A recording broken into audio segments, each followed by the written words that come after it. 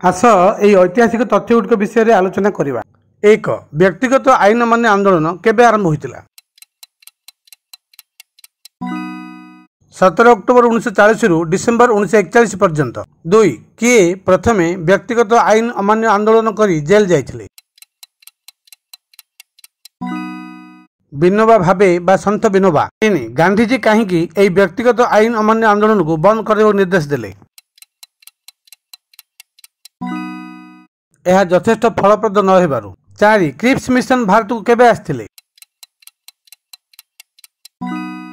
मार्च 1942 रे। 5, Cripps mission रे किए किए आस्थिले?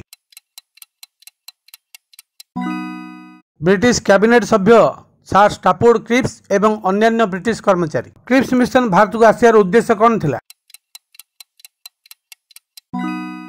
भारत में संविधान तैयार करने कथबार्ता आरंभ करी द्वितीय विश्वयुद्ध में भारत सहयोग पाइबापी। 7, स्टाफोर्ड क्रिप्स भारत आसी तांकर कौन मत रखिथिले?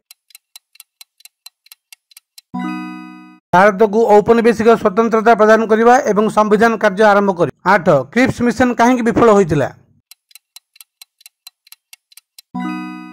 3टी कारण पर होइतिला। 1, विश्वयुद्ध में जापान अग्रगति ब्रिटिश मान मन में भय संचार करथिला। 2, ब्रिटिश सरकार जानी सारी जे भारत को आउ अधिक समय धरी पराधीन कर रखी ना।